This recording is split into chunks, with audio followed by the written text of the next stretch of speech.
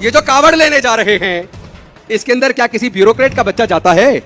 क्या कावड़ लेने किसी ब्राह्मण बनिए ठाकुर का बच्चा जाता है? किसी पूंजीपतिया का बच्चा जाता है? किसी नेता का बच्चा जाता है? अगर जो अरबों खरबों कमा रहे हैं उनके बच्चे कावड़ लेने नहीं जाते, तो आपकी हमारी बहन बेटी, हमारे बेटे, हमारे लोग, हमारे बच्चे ये कावड़ लेने क्यों जा रहे हैं?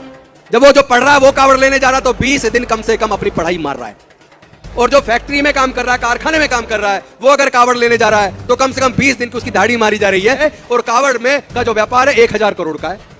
भैया किसकी जेब से निकल रहा है 1000 करोड़ और किसकी जेब में जा रहा है? समाज के लोगों को शिक्षा के रास्ते पे लाना होगा, इस कावड़ के रास्ते को तोड़ना होगा कि दलित पिछड़े आदिवासियों के बच्चों का ही इस्तेमाल धार्मिक जुलूसों में होता है, दलित पिछड़े आदिवासियों के बच्चों का ही इस्तेमाल दंगों में होता है, और दंगे में मरने वाले भी वही, और मारकर जेल जाने भी वही वाले भी वही, और बर्बाद होने वाले भी वही, कावड़ में जाने वाले भी वही, पैसा गंवाने वाले भी वही, नौकरी गंवाने वाले भी वही। जब हम लोग कॉल देते हैं कि ये बाबा साहेब की प्रतिमा और बाकी हमारे महापुरुषों की प्रतिमा वापस लगाओ, उसके लिए आंदोलन करते हैं, तो वहां पता लगता है कि 2000 लोग आए, 3000 लोग आए। अभी भी आने वाले 9 अगस्त 2024 को कॉल दी हुई है दिल्ली के अंदर जंतर मंतर हजारों हजार लोग की प्रतिमा वापस लगाओ वरना हम आंदोलन करेंगे। तो उसमें संख्या आनी चाहिए। अगर संख्या नहीं आएगी तो आप सत्ता को कंट्रोल कैसे कर पाओगे? आप इन राजनीतिक ताकतों के दबाव में कैसे ला पाओगे? ऐसे संभव नहीं है। एक कथावाचक को सुनने के लिए लाखों लोग जाते हैं, हजारों मारे जाते हैं। किस लिए मारे जा रहे हो भाई? मरने के बाद स्वर्ग मिल जाए। अरे भाई हम तो बुद्ध को मानने वाले हैं, बाबा साहब को मानने वाले हैं, फूले साहब अम्बेडकर को मानने वाले हैं। हम ये पुनर्जन्म में भरोसा नहीं करते। हम लोग कोई आत्मा परमात्मा या हमें अगला जन्म मिलेगा और वो स्वर्ग में, हम मरने के बाद स्वर्ग में जाए, इसमें भरोसा नहीं करते। वो हमें इस जन्म में नरक में रखे हुए हैं। हम इस बाबा साहब इस नरक के जीवन को स्वर्ग का रास्ता बना कर गए हैं। अब ये आपके ऊपर है, आप इस जीवन में, इसी जीवन में स्वर्ग चाहते हो या फिर अगले जन्म के लिए इन कथावाचकों को सुनने के लिए लाखों की भीड़ लगाते हो, वहां लाखों का चंदा देते हो। लेकिन जहां सामाजिक न्याय की बात आती है उस धरने प्रदर्शन में कौन लड़ेगा इस लड़ाई को? आप कहते हो हमारे सांसद विधायक बोलते नहीं। मैं आप सबसे पूछना चाहता हूं, क्या मैं आपका विधायक नहीं हूं? मैं आज भी विधायक हूं, मंत्री भी रहा हूं। किस बात की लड़ाई लड़ रहा था मैं? सत्ता के अंदर मंत्री रहते हुए अगर मैं जाति जनगणना की बात कर रहा था, अगर 2 अप्रैल को आंदोलन में सड़क पर सबसे आगे मंत्री रहते हुए लड़ाई में आगे था, अगर 200 पॉइंट रोस्टर वाले मुद्दे पर अगर सड़क पर लड़ाई में हमारे इन सारे साथियों के साथ में सड़क पर था, इसका मतलब कुछ लोग हैं जो सत्ता में चाहे मंत्री हो, चाहे विधायक हो, चाहे सांसद हो, जैसा अभी बिशंबर जी निषाद जी बोल रहे थे, हमारे जैसे लोग जिंदे हैं जो सत्ता में जब जाते हैं, कुर्सी पे होते तो वहां भी लड़ाई को लड़ते हैं।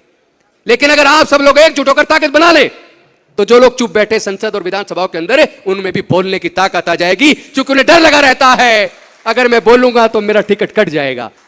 समाज को ताकतवर बनाओ। अरे हम और आप लगभग 2,500-3 हजार साल गुलाम रहे।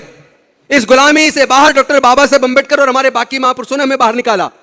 हमारे लिए पढ़ाई का रास्ता खोलकर, शिक्षण संस्थानों में रिजर्वेशन देकर, सरकारी नौकरियों में रिजर्वेशन देकर जो उन्होंने हमारे तरक्की का रास्ता बनाया था, हमारे इन्हीं सांसदों के, विधायकों के, मंत्री के रहते हुए उन्होंने ऐसी शिक्षा नीति बना दी कि सरकारी engineering college, medical college, management college, law college के अंदर भी अगर आपको 4 साल और 5 साल की डिग्री अपने बच्चे को करानी है तो 15-20 लाख रुपया आपकी जेब में होगा तो आपका बच्चा इंजीनियर बन पाएगा। इसका मतलब शिक्षा को अब छीनना नहीं है। अब मनुस्मृति की जरूरत नहीं है कि कोई मनुस्मृति दोबारा वो लागू करेंगे, बाबा साहब के संविधान को खत्म करके फिर से आपके पढ़ने के अधिकार को छीन लेंगे। वो जानते हैं ये संभव नहीं है प्रजातंत्र के अंदर, लेकिन उन्होंने शिक्षा को इतना महंगा कर दिया कि पैसे के अभाव में आप अपने आप ही पढ़ाई छोड़ दोगे। 12वीं पढ़ के आप क्या बन जाओगे? कहते हैं हम एजुकेशन फ्री दे रहे हैं। अरे 12वीं तक की एजुकेशन फ्री लेके हम क्या बनेंगे?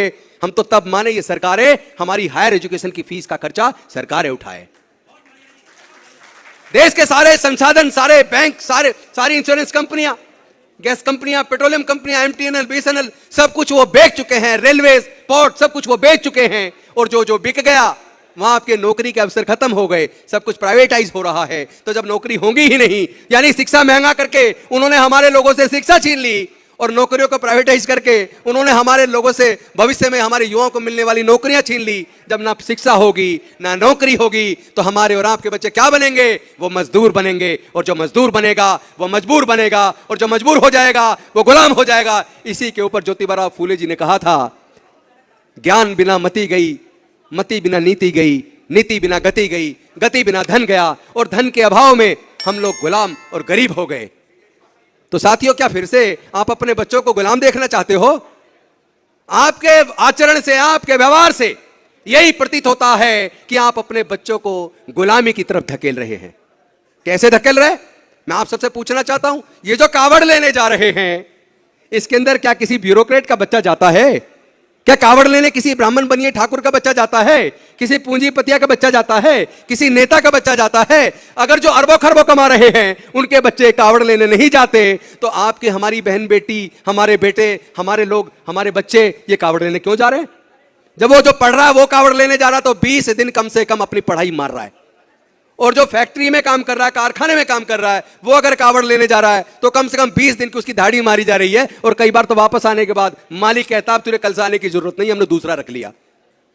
तो जहां जाने से तुम्हारी तरक्की नहीं है बल्कि आपकी गरीबी बढ़ रही है। कल ही एक डाटा आया, मैं न्यूज देख रहा था कि इस बार 3 से 4 करोड़ लोग कावड़ लेने जाएंगे, और उसी डाटा में लिखा था कि हर कावड़िया कम से कम भी खर्च लगाएं तो 3 से 4 हजार रुपया खर्च करता है, और कावड़ में का जो व्यापार है 1000 करोड़ का है। भैया किसकी जेब से निकल रहा है 1000 करोड़ और किसकी जेब में जा रहा है? बस ये तय कर लो, ये तय कर लो। कथावाचक कोई भी हो, चाहे वो ब्राह्मण हो, चाहे वो फिर सूरजपाल जाटव हो, ले जाके तो आपको अंधविश्वास और पखंडवाद में ले जाएगा ना। इन कथावाचकों का बाइकआउट करना होगा, समाज के लोगों को शिक्षा के रास्ते पे लाना होगा, इस कावड़ के रास्ते को तोड़ना होगा। ताकत से नहीं तोड़ सकते, हमें और आपको मिलकर अपने समाज के अंदर निकलना पड़ेगा। जैसे आरएसएस के लोग जाते हैं ना, केवल आरएसएस को कोसने से काम नहीं चलेगा, उनकी कार्यशैली में अगर कोई अच्छाई है तो वो हमें ग्रहण कर लेनी चाहिए। हमें अपने समाज के बीच, अपने गांव देहात में अपने लोगों के बीच जाना पड़ेगा, क्योंकि दलित पिछड़े आदिवासियों के बच्चों का ही इस्तेमाल धार्मिक जुलूसों में होता है, दलित पिछड़े आदिवासियों के बच्चों का ही इस्तेमाल दंगों में होता है, और दंगे में मरने वाले भी वही, और मारकर जेल जाने भी वही वाले भी वही, और बर्बाद होने वाले भी वही, कावड़ में जाने वाले भी वही, पैसा गंवाने वाले भी वही, नौकरी गंवाने वाले भी वही। या हमें अब ये तो तय करना पड़ेगा ना कि हमें अपने दलित पिछड़े आदिवासी, हमारे गरीब लोगों के घरों में जाके हमें उनका ब्रेन वॉश करना पड़ेगा, उन्हें बताना पड़ेगा तुम्हारा तरक्की का रास्ता कहां है। अपने अगले जन्म के स्वर्ग के चक्कर में पड़ने की बजाय अपने इस जन्म के नरक से तो अपने आप को बाहर निकाल के इस जन्म को तो स्वर्ग बना लो। बाबा साहेब तो रास्ता बता गए, बुद्ध भी रास्ता बता गए। चलना किसको है? चलना आपको है, कोई आपको जबरदस्ती नहीं ले जाएगा। बुद्ध ने खुद कहा था, जब बुद्ध से पूछा कि क्या जो आपकी बात को सुनता है या आपका जो आपको आत्मसात करता है, क्या वो हर आदमी मोक्ष प्राप्त कर लेता है? तथागत बुद्ध ने कहा था मैं मोक्षदाता नहीं हूं, मार्गदाता हूं।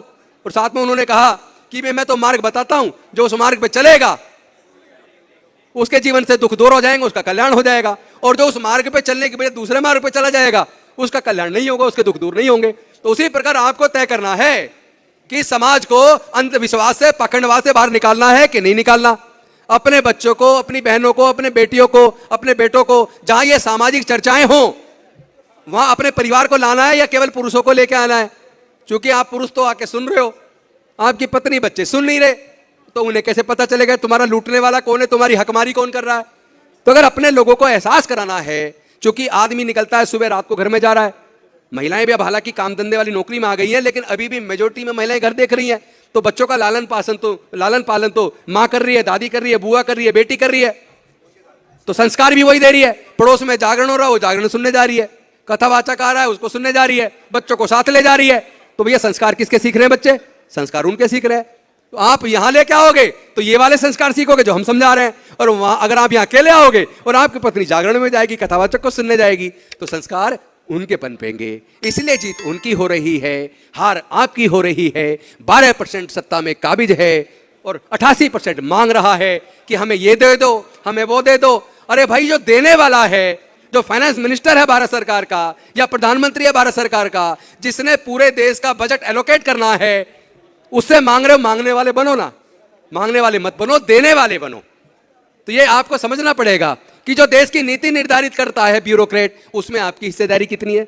जिससे न्याय मांगने जाते हैं हाई कोर्ट, सुप्रीम कोर्ट में जो जज होते हैं, वहां आपकी हिस्सेदारी कितनी है। जो कॉलेजियम हाई कोर्ट में और सुप्रीम कोर्ट में जज बनाने का रास्ता बनाता है, उस कॉलेजियम में आपके हाई कोर्ट, सुप्रीम कोर्ट में जज कितने हैं।